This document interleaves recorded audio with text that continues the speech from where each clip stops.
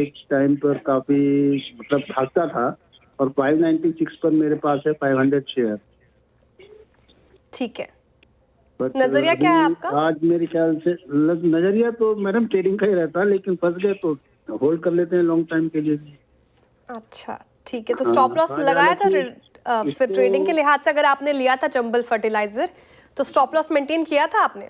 नहीं stop loss maintain नहीं करते, हम एवरेज कर लेते हैं। अगर शेयर अच्छा है तो जैसे RIL है या SBI है, उसमें मालूम है वापस ऊपर आ ही जाए, उसी तरह के शेयर में इन्वेस्ट करते हैं अच्छा, तो ठीक है। वापस मिल जाता है एवरेज पे।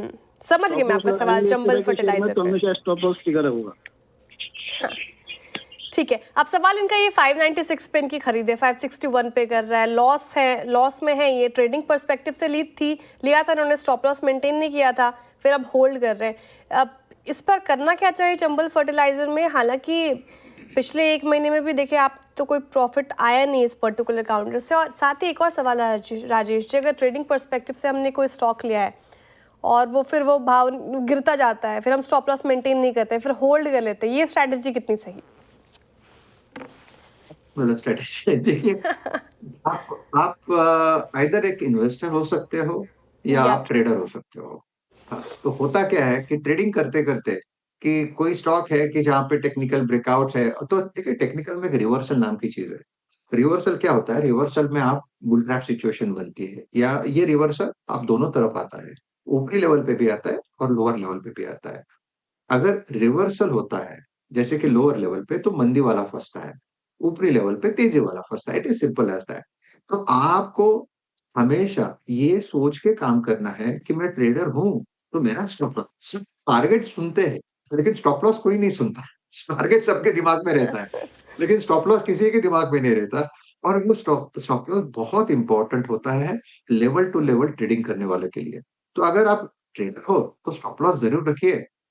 इन्वेस्टर हो, लॉन्ग टर्म इन्वेस्टर हो, तो थोड़ा-सा टेक्निकल के साथ थोड़ा फंडामेंटल्स क्या है वो भी थोड़ा देखिए, जानिए। क्योंकि इन्वेस्टमेंट कर रहे हो आप 1 साल के लिए, 2 साल के लिए। अगर आप कोई प्रॉपर्टी लेते हो तो आप डेफिनिटली पूछते हो ना कि ये प्रॉपर्टी लूँ कि नहीं लूँ? या आप गोल्ड लेते हो तो आप भाव देखते हो ना, तो कुछ तो स्टडी भी करते हो ना, भाव देख के नहीं होता। सो एज़ अ इन्वेस्टर काम करना है, तो आपको टेक्निकल के साथ थोड़ा फंडामेंटल भी देखना ज़रूरी है। ये मैं मानता हूँ। और चंबल फर्टिलाइजर पे राजेश जी, यहाँ पे क्या करना चाहिए फिर? देखिए चार्टिकली मुझे लगता है चंबल फर्टिलाइज़र का स्टॉक ओके है। कल भी हमने देखा फैक्ट जैसे काउंटर में एक अच्छा मोमेंटम आया। चंबल फर्टिलाइजर में मोमेंटम आएगा, या आप कह सकते हैं मोमेंटम तेज होगा अगर ये 570 580 का लेवल निकाले। इन दैट केस इसका टारगेट आएगा 620 का। So for me, looking at the chart, looking at the pattern, I think it's time to hold. आपका स्टॉप लॉस होगा 530 का। ओके, होल्ड कर सकते हैं, 530 का स्टॉप लॉस मेंटेन करना है। और या तो आप ट्रेडर्स हो सकते हैं या फिर इन्वेस्टर। तो